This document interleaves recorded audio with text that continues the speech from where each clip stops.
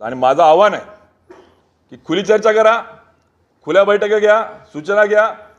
या संस्थांच्या बळकटीसाठी पर्याय आहे ना, सॉफ्ट लोन द्या, भागभांडवल जमा करा आणि सोसायटीच्या माध्यमातून त्यांना इतर उत्पन्नाचे स्रोत निर्माण करा आणि यांना आपल्या मूळ सहकाराच्या प्रवाहात कसा आणता येईल तो प्रयत्न करा. आपण याला हरताळ पासत दुर्दैवाने या ठिकाणी केले. अजून मी एक गंभीर इशारा देऊ इच्छितो. त्यांचं जे काही 40, 45, 48% NP असेल त्याच्यावर मॅनेजमेंटचा राईट्स आहे, शेतकरी उत्तरदायित्व आहेत त्या ठिकाणी. पण जर मी खोलात गेलो, कोणी कर्ज घेतलं, कोणत्या संचालकाने घेतलं, शेती आणि शेतकऱ्याच्या पलीकडे कोणी कर्ज घेतलं तर पळताबोई थोडी होईल. माझी या मॅनेजमेंटला आणि शेतकरी पुत्र म्हणून घेणाऱ्यांना माझी सूचना वजा इशारा आहे की तात्काळ आपण या 291 सोसायटीच्या संदर्भामध्ये बैठक घेऊन मॅनेजमेंटच्या सगळ्या संचालकांनी देखील गांभीर्याने घ्या. सहकारातले धुरींदर आपण समजून घेतात. उद्या शेतकरी तुम्हाला दारामध्ये उभं करणार नाही, गावागावात फिरू देणार नाही, कारण की सोसायट्या बंद करतायत, टाळं लावतायत. त्याच्यात तुम्ही सुरळीत कर्ज घेणारे किती आहेत, थकबाकीदार किती आहेत.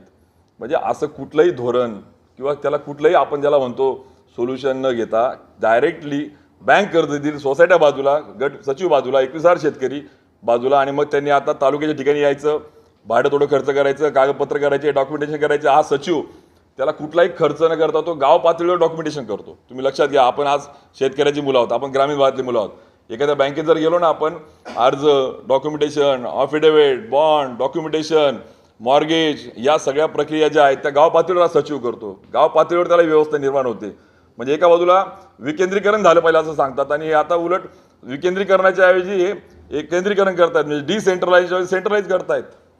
त्यामुळे या संदर्भात आमचा राजकारणाच्या अँगलने आरोप नाही आहे, शेतकऱ्यांच्या हितानं आमचं बोलणं आहे. जर त्या ठिकाणी या शेतकऱ्यांच्या मुलांमध्ये काही संवेदना असतील, 21,000 शेतकरी, 350 जवळजवळ सचिव यांच्या संदर्भामध्ये भावना असतील तर पुढे या ना. नुसतं आरोप करून काय, ह्याच्यात गट सचिव जबाबदार आहे. अरे ते गट सचिव, त्याला पगार नाही आहे.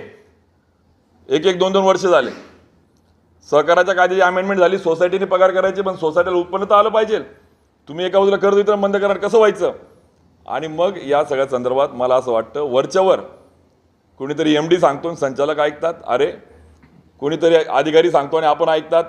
थोडं आपल्या पण जनाचा नाही तर मनाचा विचार केला पाहिजे. आपल्याला पण संचालक म्हणून निवडून दिलं, आपल्याला पण कळतं खरं काय, खोटं काय, योग्य काय, अयोग्य काय.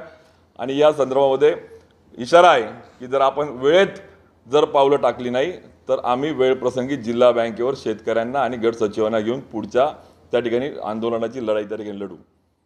नंबर 1.